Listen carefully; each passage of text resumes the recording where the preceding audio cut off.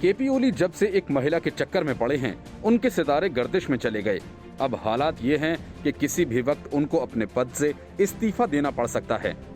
जिस महिला के चक्कर में ओली पड़े हैं वो कोई और नहीं बल्कि चीन की युवा राजदूत हाओ यांकी हैं, जो संकट में ओली को फंसा देकर बेहद सक्रिय हो गई हैं। दूसरी तरफ कम्युनिस्ट पार्टी के अध्यक्ष पुष्प कमल दहल प्रचंड जहां खुलेआम ओली सरकार की आलोचना कर रहे हैं, वहीं इस्तीफा न देने पर पार्टी को दो टुकड़ों में बांटने की धमकी भी दे रहे हैं। नेपाल में मचे सियासी घमासान को लेकर ओली सीधे तौर पर भारत पर आरोप लगा रहे हैं। उन्होंने कुछ दिन पहले ही एक कार्यक्रम में भारत के ऊपर अपनी सरकार को अस्थिर करने का आरोप लगाया था। वहीं खुफिया रिपोर्ट में दावा किया गया कि नेपाली पीएम देश में चीन के राजदूत हाओ यांकी के इशारे पर भारत विरोधी सभी कदम उठा रहे हैं। सूत्रों का कहना है कि नेपाल के नक्शे को नए सिरे से परिभाषित करने के लिए चीनी राजदूत ने प्रधानमंत्री ओली को प्रेरित करने का काम किया। खुफिया सूत्रों ने कहा कि हिमालयी गणराज्य नेपाल में युवा चीनी राजदूत हाओ यांकी नेपाल की सीमा को फिर से परिभाषित किए जाने के लिए कॉमरेड ओली के कदम के पीछे एक प्रेरणादायक कारक रही हैं। यानी नेपाल जो भारत के काला पानी लिपुलेख को अपने नक्शे में दिखा रहा है, उसके पीछे चीनी राजदूत की ही कूटनीति और दिमाग काम कर रहा है। पाकिस्तान में 3 साल तक काम कर चुकी हाओ का ओली के कार्यालय और निवास में अक्सर आना जाना लगा रहता है।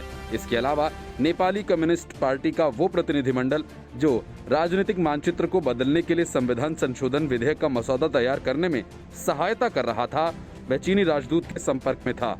चीन के विदेश नीति के रणनीतिकारों के इशारे पर काम कर रही युवा चीनी राजदूत को नेपाल में सबसे शक्तिशाली विदेशी राजनयिकों में से एक माना जाता है।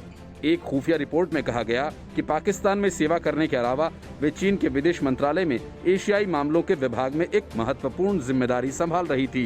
यही नहीं, बताया जा रहा है चीनी राजदूत कम्युनिस्ट पार्टी के आंतरिक मतभेदों को दूर करने में भी लगी हुई हैं। नेपाल में जारी इस शह और मात के खेल में किसकी जीत होगी, ये देखना अभी दिलचस्प होगा। ओली ने पिछले दिनों भारत की ओर इशारा करते हुए दावा किया था कि काठमांडू के एक होटल में उन्हें हटाने के लिए बैठकें की जा रही हैं और इसमें एक दूतावास भी सक्रिय है। उन्होंने दावा किया कि काला पानी और लिपुलेख को नेपाली नक्शे में दिखाने वाले संविधान संशोधन के बाद से उनके खिलाफ साजिशें रची जा रही हैं। ओली ने आरोप लगाया कि उन्हें पद से हटाने के लिए खुली दौड़ हो रही है। बिना किसी सबूत के भारत पर इतने गंभीर आरोप लगाने के बाद अब ओली खुद अपनी पार्टी में घिर गए हैं। प्रचंड ने कहा कि भारत में नहीं बल्कि उन्होंने ओली के इस्तीफे की मांग की है। प्रचंड ने कहा कि ओली न केवल प्रधानमंत्री पद से बल्कि पार्टी अध्यक्ष के पद से भी इस्तीफा दें।